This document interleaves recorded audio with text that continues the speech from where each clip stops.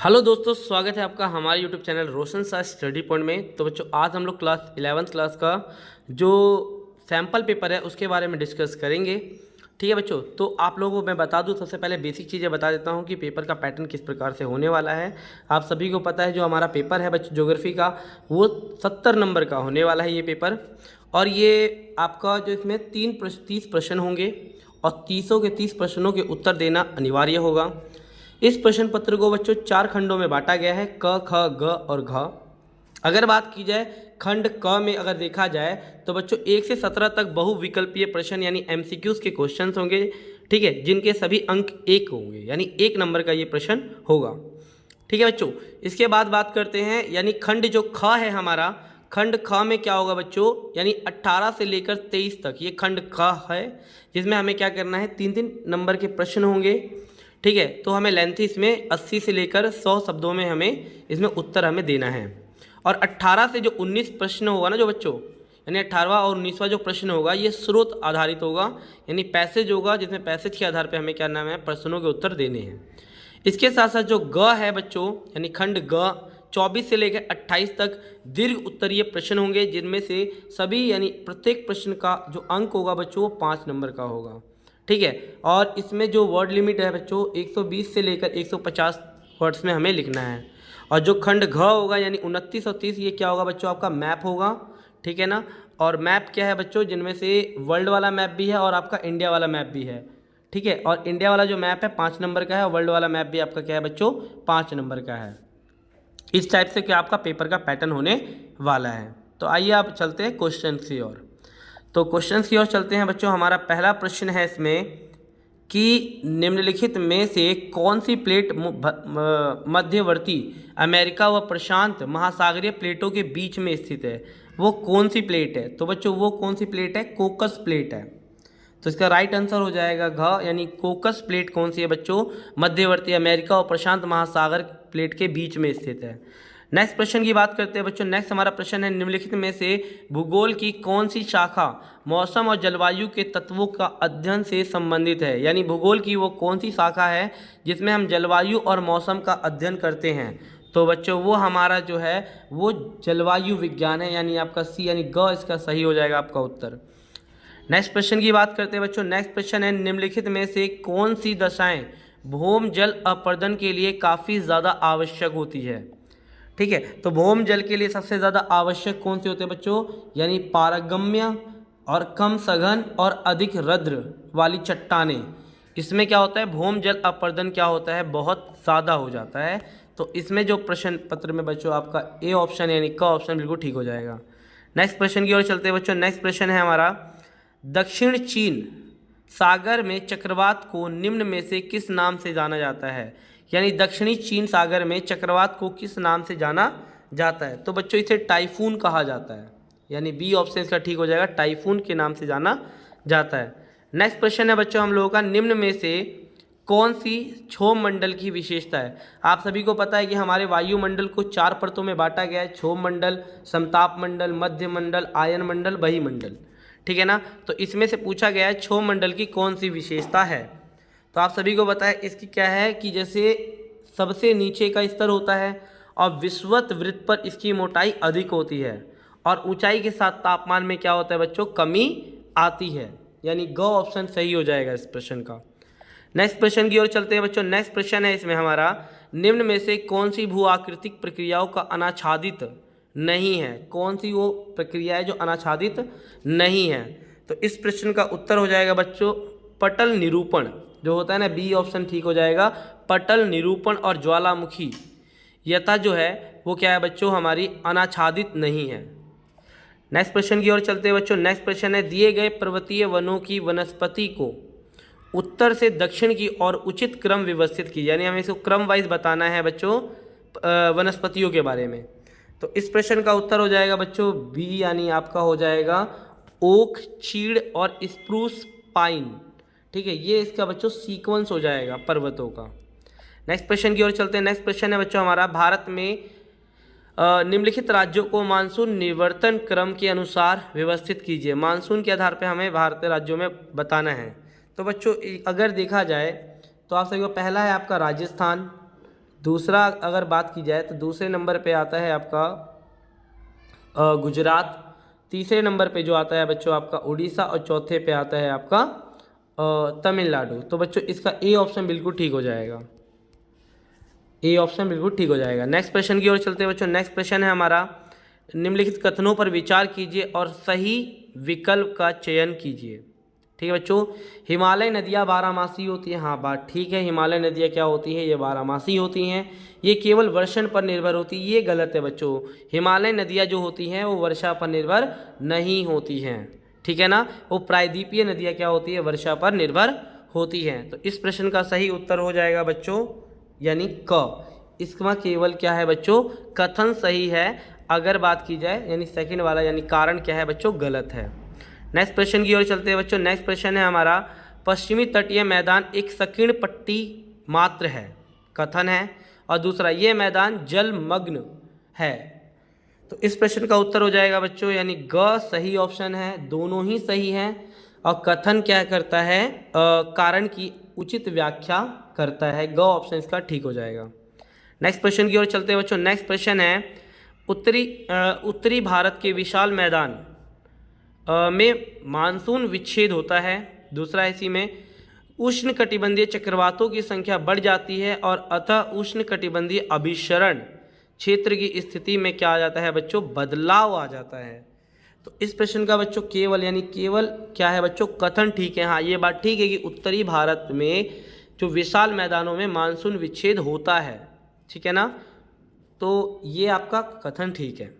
Next प्रश्न की ओर चलते हैं बच्चों। नेक्स्ट प्रश्न है हमारा, निम्नलिखित को हमें सही से लिखना है, यानी हमें क्या करना है, मिलान करना है।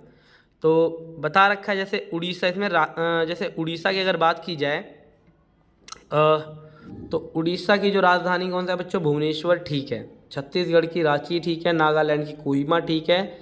और अरुणाचल प्रदेश की जो देखा जाए अरुणाचल प्रदेश की ईटानगर ठीक है। तो इस प्रश्न का जो गलत ऑप्शन है बच्चों वो है छत्तीसगढ़।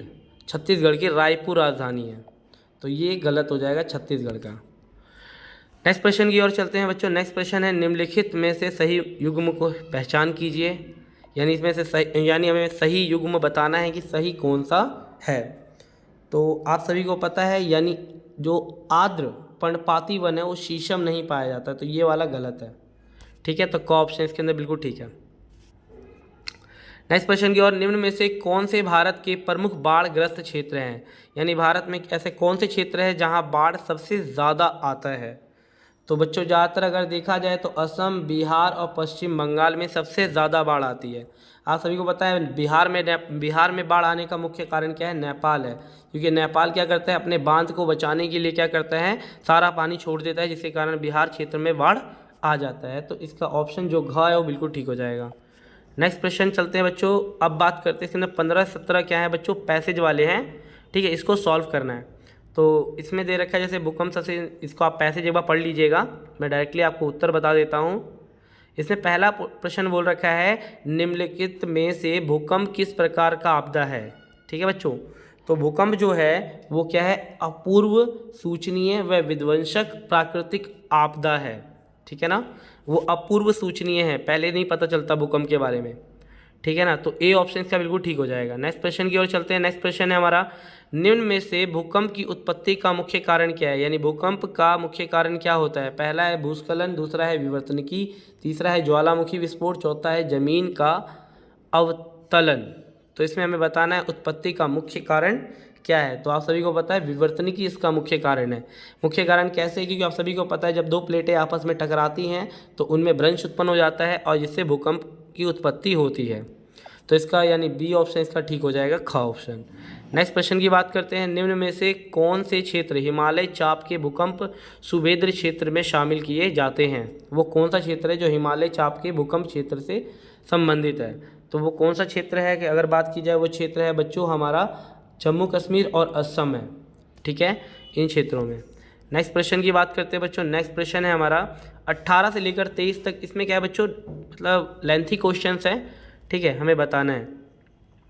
पहले तो ये पैसेज है, पैसेज देख लेते हैं बच्चों। इसलिए ये पैसेज एक बार पढ़ लीजिएगा, मैं डायरेक्टली इसका भी आंसर दे देता हूँ। पहला इसके अंदर प्रश्न है, उष्ण कटिबंधीय अभिसरण क्षेत्र कहाँ स्थित होता है। जो उष्णकटिबंधीय अभिसरण क्षेत्र होता है वो कहाँ स्थित होता है, तो बच्चों वो होता है विषुवत वृत्त पर। तो याद रखिए विषुवत वृत्त यानी पृथ्वी के जैसे दिख रहा होगा, ये वाले क्षेत्रों को क्या कहता है, विषुवत वृत्त कहा जाता है। तो विषुवत वृत्त पर क्या होता है, उष्णकटिबंधीय अभिसरण क्षेत्र स्थित होता है। नेक्स्ट है दक्षिणी गोलार्ध की व्यापारिक पवनें 40 से और 60 डिग्री पूर्वी देशांतर के बीच विषुवत वृत्त को क्यों पार कर जाती है। तो इसका मुख्य कारण क्या है बच्चों, ITC।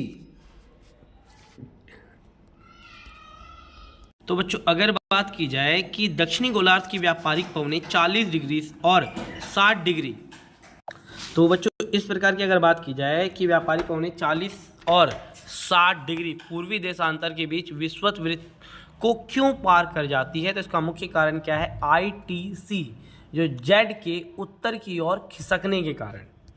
ठीक है बच्चों, नेक्स्ट प्रश्न की ओर है, नेक्स्ट प्रश्न की ओर चलते हैं। नेक्स्ट प्रश्न है शीत ऋतु में ITC जेड किस दिशा की ओर खिसक जाती है। तो बच्चों ये दक्षिण दिशा की ओर खिसक जाती है, तो इसका दक्षिण दिशा आपका बिल्कुल ठीक हो जाएगा। नेक्स्ट प्रश्न की बात करते हैं। निम्नलिखित चित्र को दे रखा है, इसके बारे में हमें बताने हैं, नीचे प्रश्न है। तो इस चित्र को ध्यान से देख लीजिए बच्चों।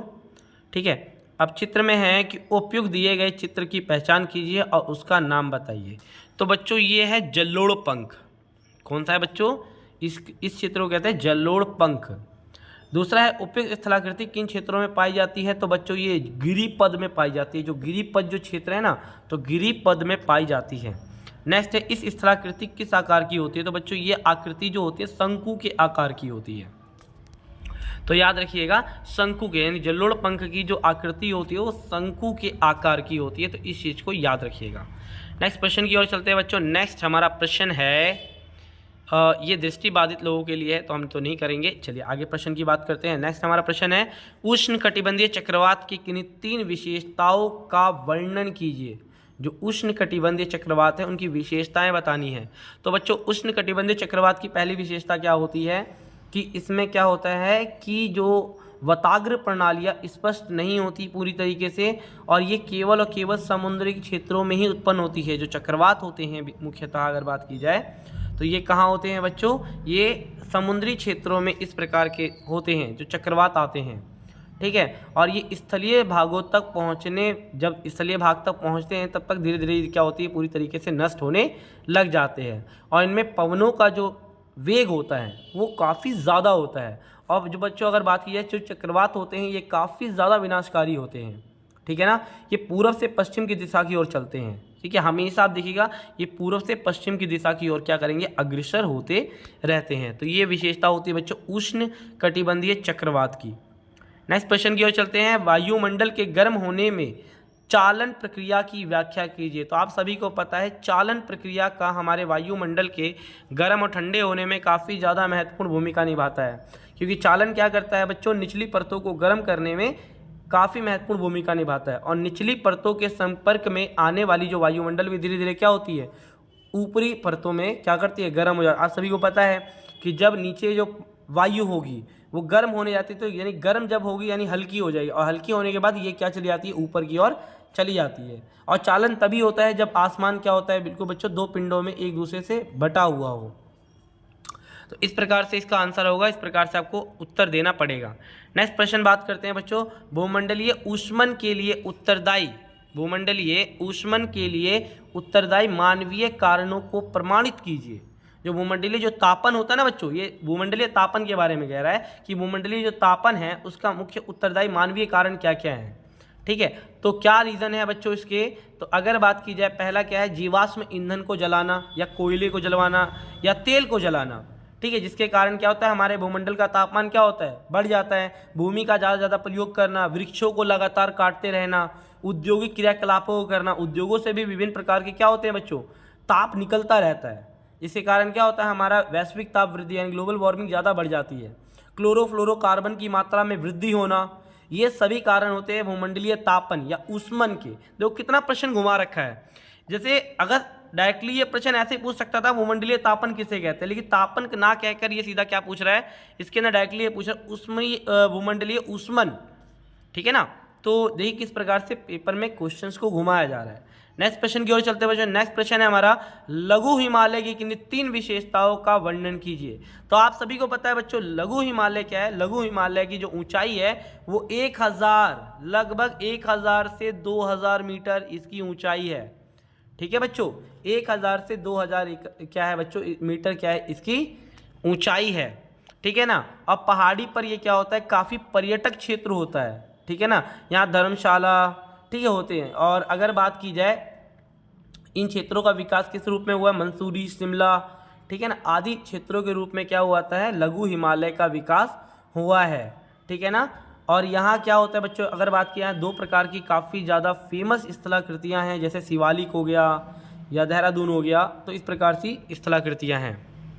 नेक्स्ट प्रश्न की बात करते हैं बच्चों, सूखे से निपटने के लिए दूरगामी कदमों को उठाना चाहिए। किन्हीं 3 कदमों का विश्लेषण किया। आप सभी को तो सूखे का मतलब तो पता ही होगा। ठीक है ना बच्चों, तो सूखे के निपटने के लिए बता रखा है दूरगामी कदम। तो आप सभी को पता है जैसे क्या कर सकते हैं, भूमिगत जल के भंडारण का पता लगाया जा सकता है। ठीक है, और इसके साथ नदियों को जोड़ना, बांध बनाना, ठीक है, और जलाशय जो होते हैं ना बच्चों, जलाशयों का निर्माण करना।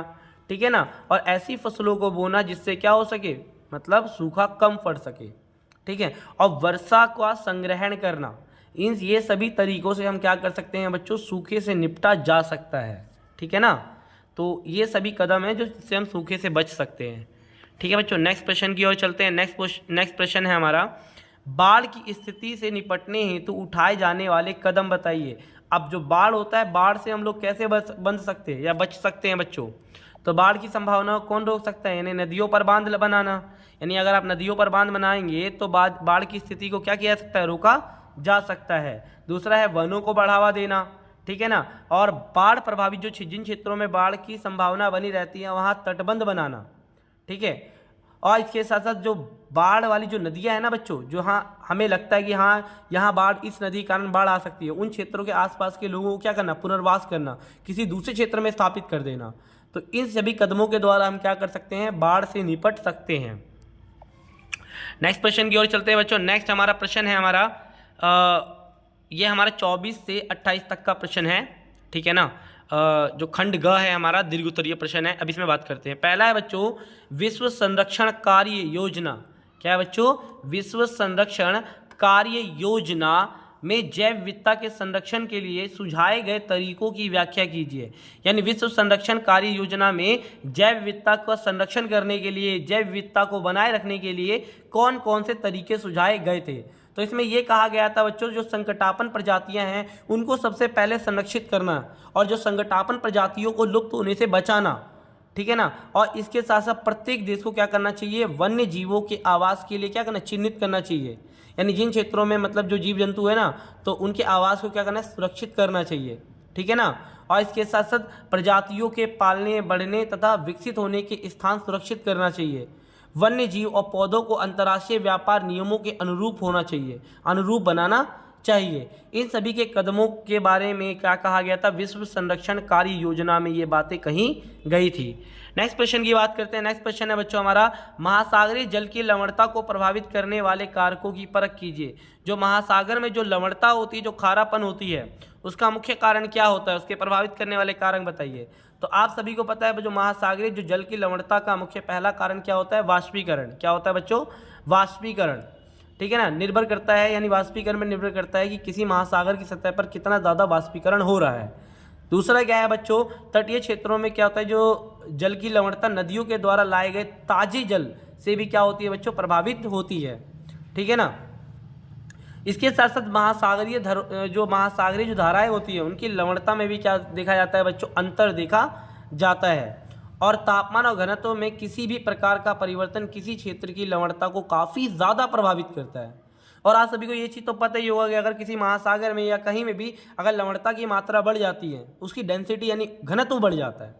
ठीक है ना, आपने देखा होगा, एक सुना होगा आपने मृत सागर, जिसे डेथ ओशन भी कहा जाता है, उसमें कोई मनुष्य डूबता ही नहीं है उसके अंदर।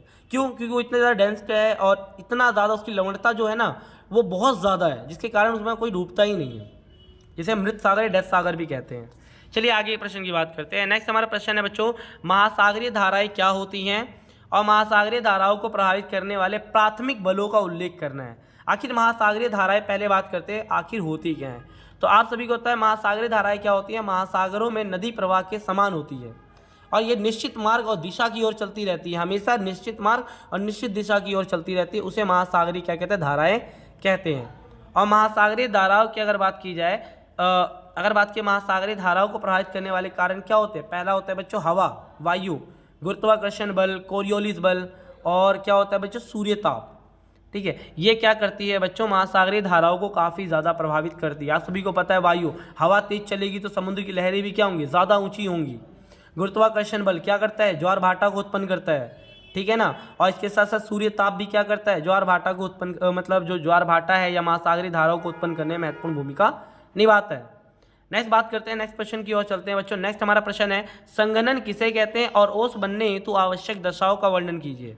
तो संघनन का मतलब आप सभी को पता ही होगा कि संघनन का मतलब क्या होता है, यानी जलवाष्प का जो जल के रूप में बदलना, जो जलवाष्प है जब जल में बदल जाता है तो उसे हम संघनन कहते हैं। ठीक है, और संघनन कैसे बनता है बच्चों, जब संघनन ये कब होगा, जब शांत हवा होगी यानी शांत वायु होगी।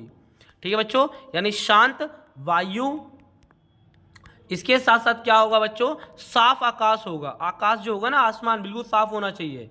ठीक है, ठंडी और लंबी रातें होनी चाहिए और ओसांक जमा बिंदु से ऊपर होना चाहिए। ये सभी दशाएं होती है तब संघनन होता है या बनता है। ठीक है बच्चों, नेक्स्ट बात करते हैं। नेक्स्ट है बच्चों, वन्य प्राणियों की संख्या कम होने के मुख्य कारण क्या हैं, यानी जो वनों हैं, जो वन में प्राणियों की संख्या कम होने का मुख्य कारण क्या है। तो आप जानते हो पहला क्या है बच्चों, उद्योग और तकनीक का विकास होना। आपसे पता उद्योग के नाम पे या तकनीक के नाम पे कितना ज़्यादा पोल्यूशन फैलाया जा रहा है, जिसके कारण बहुत सारे जीव जंतु वो के लिए क्या होता है, रहना बहुत ज़्यादा मुश्किल हो जा रहा है। इसके साथ साथ क्या होता जा रहा है, पालतू पशुओं के लिए क्या होता है, नए चारागाह की खोज में मानव ने क्या किया है, वन्य जीवों और उनके आवासों को क्या पूरी तरीके से नष्ट कर दिया है। इसके साथ साथ व्यापारिक महत्व के लिए पशुओं का अभी भी क्या मारा जा रहा है। ठीक है ना, बेचने के लिए पशुओं की जो खाल होती है बेचने के लिए क्या उनका लगातार शिकार किया जाता है। कई बार आपको पता है जंगलों में आग लग जाती है, जिसके कारण धीरे धीरे वन्य प्राणी धीरे धीरे कम होते जा रहे हैं। अभी रिसेंटली में क्या हुआ था, ऑस्ट्रेलिया के जंगलों में आग लगी थी, जिसके कारण बहुत सारे जीव जंतु वहाँ मारे गए थे। ठीक है बच्चों, इसके साथ साथ और क्या हो सकता है बच्चों, यानी खेती जो होती है ना, खेती अगर बात की जाए खेती के लिए, यानी खेती के लिए मानव बस्ती इलाके, सड़क बनाना, खाद्यान्न बनाना, ये सभी कारणों से क्या हो रहा है बच्चों, लगातार जो वन के जो प्राणी हैं वो लगातार इनकी संख्या क्या होती जा रही है बच्चों, कम होती जा रही है। ये सारे उत्तरदायी कारण हैं। नेक्स्ट प्रश्न की बात करते हैं बच्चों। नेक्स्ट प्रश्न है हम लोगों का कि भारत में एक स्थान से दूसरे स्थान के तापमान में ऋतुवत अंतर पाया जाता है। यानी आपने देखा होगा एक तरीके से, जब एक स्थान से दूसरे स्थान पर जाते हैं तो तापमान या ऋतु में अंतर देखा जाता है कि नहीं देखा जाता। तो इसका कारण क्या होता है, एक स्थान से दूसरे स्थान पर जो आपने देखा होगा ऋतु में अंतर होता है, उसका मुख्य कारण क्या है। तो आप सभी को पता है कि गर्मियों में क्या होता है, बेसिकली जो है ना, गर्मियों में जो हमारा पश्चिमी वाला जो क्षेत्र है, पश्चिमी जो मरुस्थल है हमारा वाला, ठीक है, तो पश्चिमी मरुस्थल में तापमान करीबन बच्चों 55 डिग्री सेल्सियस तक चला जाता है। कितना चला जाता है, 55 डिग्री सेल्सियस तक तापमान वहाँ चला जाता है। और वहीं सर्दियों में क्या होता है बच्चों, आपने सुना होगा लेह के बारे में, ठीक है ना, सर्दियों में क्या होता है, लेह के आसपास तापमान कितना 45 डिग्री सेल्सियस रहता है या इससे गिर जाता है। भारत में एक ऋतु के दिन क्या होता है, एक ऋतु के एक दिन के तापमान में भी स्थानीय भिन्नता देखी जाती है। अब उदाहरण के लिए अगर बात की जाए राजस्थान का, आप देखो होगा, राजस्थान का सुना होगा, राजस्थान में एक जगह है जिसे कहते हैं चेरू। तो चेरू का तापमान वहीं कितना होता है बच्चों, 50 डिग्री सेल्सियस होता है। वहाँ का तापमान 50 डिग्री सेल्सियस होता है, ठीक है ना। वही अरुणाचल प्रदेश में अगर देखा जाए तो अरुणाचल प्रदेश के तवांग में क्या होता है, तापमान उसी दिन कितना होता है, 19 डिग्री सेल्सियस होता है, 19 डिग्री होता है। अगर वहीं बात की जाए अगर जम्मू कश्मीर के बारे में, तो जम्मू कश्मीर में आपने देखा होगा, जम्मू कश्मीर में दिसंबर के अगर टाइम होता है तो जम्मू कश्मीर में एक जगह है द्रास। तो जम्मू कश्मीर में द्रास, पता है द्रास में अगर वहाँ तापमान देखा जाए तो -45 डिग्री चला जाता है बच्चों, -45 डिग्री, समझ सकते हो कितना ज़्यादा कम होता है, ठीक है। और वहीं अगर तिरुवनंतपुरम में देखा जाए तो तापमान कितना 20 डिग्री सेल्सियस रहता है ना। तो हमारे भारत के अलग अलग क्षेत्रों में तापमान में भिन्नता दिखाई देती है ना, ठीक है। तो ये सारी चीज़ें होती हैं बच्चों, तापमान में स्थानिक भिन्नता। नेक्स्ट प्रश्न की बात करते हैं बच्चों। भारत में मानसून वर्षा की किन्हीं 5 विशेषता, यानी मानसूनी वर्षा की हमें क्या बतानी है, 5 विशेषता बतानी है। तो आप सभी को पता है कि भारत में क्या होता है, दक्षिण पश्चिम मानसून से प्राप्त होने वाली वर्षा मौसमी है और जून से सितंबर के मध्य होती है। मानसून वर्षा क्या होता है, मुख्य रूप से ऊंचावच यानी ऊंचाई को क्या करता है, नियंत्रित करता है। समुद्र से बढ़ती दूरी के साथ क्या होता है, मानसून वर्षा के घटने की प्रवृत्ति भी पाई जाती है। यानी जितना कोई क्षेत्र समुद्र से दूर होगा, वर्षा उतनी ही ज़्यादा क्या होगी, उन क्षेत्रों में कम दिखाई देगी। ठीक है ना। और किसी एक समय में मानसून वर्षा दिनों के आर्द्र दौरों में आती है और इन गीले दौरों में क्या करती है बच्चों, कुछ सूखे अंतराल भी आते हैं जिन्हें विभंग भी कहा जाता है। इसके साथ मानसून वर्षा का क्या होता है बच्चों, हमारे भारत में स्थानीय वितरण असमान है। कहीं कहीं क्षेत्र में आपने देखा होगा वर्षा बहुत ज़्यादा हो जाती है, कई कई क्षेत्रों में तो वर्षा ही नहीं होती। आपने ये भी कहावत सुनी होगी ना, भारत में मानसून एक जुआ है। क्यों? क्योंकि किसान सोचता है भाई अब तो वर्षा ज़्यादा होगी, अब तो ज़्यादा वर्षा ज़्यादा होगी, लेकिन उस समय क्या होता है, वर्षा होती ही नहीं है बेचारे को, जिसके कारण क्या होती है, खेती खराब हो जाती है, फसलें खराब हो जाती हैं। ठीक है। तो भारत में कहा जा सकता है, यानी विशेषता भी है, हम कह सकते हैं कि मानसून का भारत में क्या है, स्थानीय वितरण असमान है। कई बार पूरे देश में इसके एक भाग में वर्षा का आरंभ काफ़ी देर बाद भी होता है, कभी पहले हो जाता है, कभी बाद में होता है। इस प्रकार से आप पॉइंट्स को आप एक्सप्लेन कर सकते हैं। अब आता है हमारा सबसे इंपॉर्टेंट पार्ट, यानी मानचित्र वाला पार्ट। वैसे इंपॉर्टेंट तो सब था। ठीक है बच्चों, मुझे आशा है आप लोगों को मज़ा आ रहा होगा। अगर मज़ा आ रहा है बच्चों, समझ में आ रही है अगर चीज़ें, तो आप प्लीज़ वीडियो को लाइक शेयर सब्सक्राइब जरूर करें। ठीक है बच्चों, ताकि मैं भी मोटिवेट हो सकूं, चीज़ों को और ज़्यादा मैं ला सकूं। ठीक है। और आप सभी को पता है, आप लोग तो 12th क्लास में आने वाले हो, इस 11th के बाद 12th में आने वाले हो, तो मैं जितना कोशिश करूँगा बेहतर से बेहतर चीज़ें आपको बताने की कोशिश करूँगा और बेहतर तरीके से समझाने की कोशिश करूँगा। तो प्लीज़ आप लोग सपोर्ट कीजिए। नेक्स्ट बात करते हैं बच्चों, जैसे आपको पता है, जैसे इसमें प्रश्न है राजस्थान की राजधानी क्या है, तो राजस्थान की राजधानी तो सभी लोग बता दीजिएगा। ठीक है, ये मैं आपको कमेंट में आप मुझे बताइएगा राजस्थान की राजधानी है क्या। चलो मैं खुद ही बता देता हूँ, राजस्थान की राजधानी क्या है बच्चों, जयपुर है, जिसे पिंक सिटी ऑफ इंडिया भी कहा जाता है। दूसरा बच्चों, सुंदरवन जीव मंडल निश्चय कहाँ है, सुंदरवन जीव मंडल निश्चय, तो आप सभी को पता है सुंदरवन जीव मंडल निश्चय कौन सा है बच्चों, सिमलीपाल है। ठीक है बच्चों, सॉरी बच्चों, यहाँ आपका गलत हो गया था, मतलब क्या है, मतलब जैसे सुंदरवन जीव मंडल निश्चय कहाँ है बच्चों, ये वेस्ट बंगाल में है, यानी पश्चिम बंगाल में है सुंदरवन जीव मंडल निश्चय। नेक्स्ट क्वेश्चन है बच्चों, इसके अंदर प्रायद्वीपीय भारत में बोल रखा है कि प्रायद्वीप सभी को पता है कि प्रायद्वीप क्या होता है, यानी एक ऐसा क्षेत्र जो तीनों ओर से समुद्र से घिरा होता है, उसे हम प्रायद्वीप कहते हैं। और भारत के दक्षिणी भाग को क्या कहा जाता है, प्रायद्वीप कहा जाता है। तो इसमें बोल रखा है भारत में जो प्रायद्वीपीय भारत में 200 सेंटीमीटर से अधिक वर्षा वाला क्षेत्र कौन सा है, तो आप सभी को पता है कि वो कौन सा क्षेत्र है बच्चों, पता है आप लोगों को, तो वो बच्चों हमारा कौन सा है, यानी पश्चिमी घाट है। कौन सा है बच्चों, हमारा जो पश्चिमी घाट है ना, आपको दिख रहा होगा इधर पश्चिमी जो घाट है, ये पश्चिमी घाट क्या है बच्चों, ये ऐसा क्षेत्र है जहाँ 200 सेंटीमीटर से अधिक वर्षा होती है। नेक्स्ट क्वेश्चन की बात करते हैं, अत्यधिक सूखा प्रवण क्षेत्र, यानी भारत का वह क्षेत्र जहाँ सूखा ज़्यादा पड़ता है, तो सूखा वाला क्षेत्र कहाँ है बच्चों। आप कभी भी जब मैप बनाइएगा, देखिए मैप में भी मैं आपको बता भी देता हूँ। ठीक है, चलो मैं लेके चलता हूँ। तो अत्यधिक सूखा वाला क्षेत्र कौन सा है बच्चों, इसमें ये वाला क्षेत्र है, दिख रहा होगा आपको, ये वाला भारत का ये वाला जो क्षेत्र है, यहाँ क्या होता है, सूखा ज़्यादा पड़ता है, तो ये क्षेत्र है भारत का सूखा क्षेत्र। ठीक है बच्चों, नेक्स्ट प्रश्न की ओर बढ़ते हैं। नेक्स्ट हमारा प्रश्न इसके अंदर कि कावेरी नदी, जो नदी है, जो कावेरी नदी है, कावेरी नदी कहाँ से निकलती है। ठीक है बच्चों, तो आप सभी को पता है कावेरी नदी कहाँ से, कर्नाटक से निकलती है, तो कर्नाटक आप लोग लगा दीजिएगा। ठीक है, इसके अंदर नेक्स्ट है मिजो श्रेणी कहाँ है, तो आप सभी को पता है मिजो श्रेणी कहाँ है, मिजोरम में ही होगा, तो मिजो श्रेणी कहाँ है बच्चों, मिजोरम में है। नंदा देवी जीव मंडल निश्चय, तो नंदा देवी जीव मंडल निश्चय कहाँ है बच्चों, यूके, यानी उत्तराखंड में है। ठीक है बच्चों, तो उत्तराखंड आप लोग लगा दीजिएगा। नेक्स्ट अब चलते हैं बच्चों, हम वर्ल्ड वाले मैप पे चलते हैं।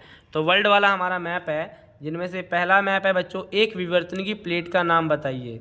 तो एक विवर्तनिकी प्लेट का इसमें हमें क्या करना है बच्चों, नाम हमें बताना है।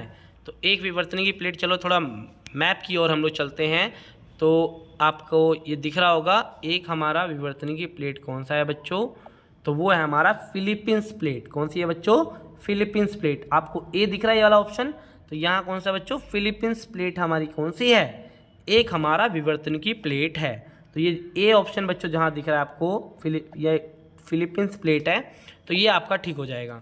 नेक्स्ट प्रश्न की ओर चलते हैं बच्चों। नेक्स्ट हमारा प्रश्न है इसके अंदर कि नेक्स्ट प्रश्न है, एक महाद्वीप का नाम लिखिए जो एक देश भी है। यानी एक ऐसा महाद्वीप बताना है जो एक महाद्वीप भी है और देश भी है। तो आप सभी को पता है बच्चों वो कौन सा है, ऑस्ट्रेलिया है। कौन सा है बच्चों, ऑस्ट्रेलिया इसका सही उत्तर हो जाएगा। ठीक है बच्चों, अभी मैं आपको मैप का भी वीडियो लाने वाला हूं और जो मैप उसमें बताऊंगा वही मैप आने वाला है, आप चिंता मत कीजिए। ठीक है, बस वीडियोस को शेयर करते जाइए यार, लाइक और शेयर जरूर करिए ताकि मैं मोटिवेट हो सकूं। ठीक है, नेक्स्ट प्रश्न है बच्चों, एक ठंडी जलधारा का नाम लिखिए जो दक्षिण अमेरिका के पश्चिमी तट के सहारे दक्षिण से उत्तर दिशा की ओर प्रवाहित होता है। तो वो कौन सा क्षेत्र है बच्चों, तो वो है कनाडा। कौन सा है बच्चों, कनाडा। मैप में आप सभी को पता है कनाडा। ठीक है ना बच्चों, तो कनाडा आप लोग लिख दीजिएगा। नेक्स्ट प्रश्न है बच्चों, दक्षिण भारत के एक पारिस्थितिकीय हॉटस्पॉट का नाम बताइए। तो दक्षिण भारत में हमें बताना है एक हॉटस्पॉट का नाम, दक्षिण भारत का। ठीक है बच्चों, तो दक्षिण भारत का एक हॉटस्पॉट का नाम आप सभी को पता है, यानी कौन सा हो गया हमारा, ये पश्चिमी घाट है। कौन सा बच्चों, हमारा पश्चिमी घाट। नेक्स्ट है बच्चों, अफ्रीका के किसी एक पारिस्थितिक हॉटस्पॉट का नाम बताइए। तो आप सभी को तो यानी अफ्रीका का एक जो पारिस्थितिक हॉटस्पॉट कौन सा है, जैसे चल देते हैं मैप की ओर, देख लेते हैं आप लोगों का। तो मैप की ओर आपको ये दिख रहा होगा जहाँ जी लिखा हुआ है, इसे कहते हैं गिन्नी। ठीक है, ऊपरी गिन्नी वन। ठीक है बच्चों, ऊपरी गिन्नी वन भी है और मेडागास्कर भी एक हॉटस्पॉट का क्षेत्र है हमारा। ठीक है ना, तो इस चीज़ को याद रखिएगा आप। एक गर्म जलधारा मैंने आपको बताया था, ये वाला हम्बोल्ट जलधारा। ठीक है बच्चों, तो ये आपका एक सैम्पल पेपर मैंने सॉल्व किया है। मुझे आशा है कि आपको अच्छा लगा होगा, वीडियो समझ में आई होगी आप लोगों को। तो बच्चों अगर वीडियो अच्छी लगी हो तो कृपया करके वीडियो को लाइक शेयर सब्सक्राइब जरूर करें। और मैं अभी नेक्स्ट वीडियो भी लेकर आने वाला हूँ, थोड़ा एक्टिव हो चुका हूँ। ठीक है ना, तो अभी और वीडियो लेके आऊँगा, चिंता मत कीजिए। तो अगर वीडियो अच्छी लगे तो वीडियो लाइक शेयर सब्सक्राइब जरूर करें। धन्यवाद।